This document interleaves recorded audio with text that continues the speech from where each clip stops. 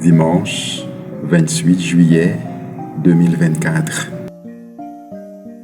Méditons chaque jour la parole de Dieu à travers ses évangiles.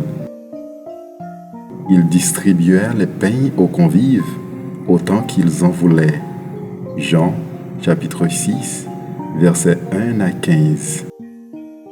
Alléluia, Alléluia! Un grand prophète s'est levé parmi nous et Dieu a visité son peuple. Alléluia! Luc chapitre 7, verset 16. La bonne nouvelle de Jésus-Christ selon Saint Jean. En ce temps-là, Jésus passa de l'autre côté de la mer de Galilée, le lac de Tibériade. Une grande foule le suivait parce qu'elle avait vu les signes qu'il accomplissait sur les malades. Jésus gravit la montagne et là, il était assis avec ses disciples. Or, la Pâque, la fête des Juifs, était proche. Jésus leva les yeux et vit qu'une foule nombreuse venait à lui. Il dit à Philippe, « Où pourrions-nous acheter du pain pour qu'ils aient à manger ?» Il disait cela pour le mettre à l'épreuve, car il savait bien, lui, ce qu'il allait faire.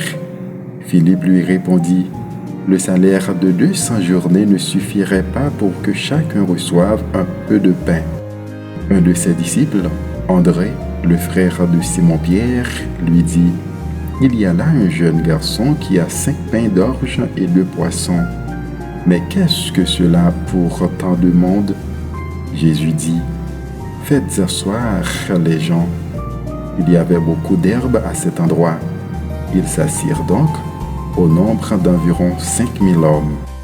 Alors Jésus prit les pains et, après avoir rendu grâce, il les distribua aux convives. Il leur donna aussi du poisson, autant qu'ils en voulaient.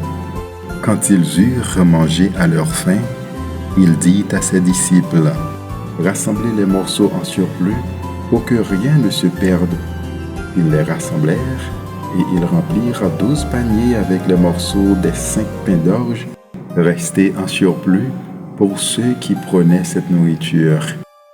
À la vue du signe que Jésus avait accompli, les gens disaient, « C'est vraiment lui le prophète annoncé, celui qui vient dans le monde. » Mais Jésus savait qu'ils allaient l'enlever pour faire de lui le roi. Alors, de nouveau, il se retira dans la montagne, lui seul. Acclamons la parole de Dieu. Bonne journée en compagnie de notre Seigneur Jésus-Christ.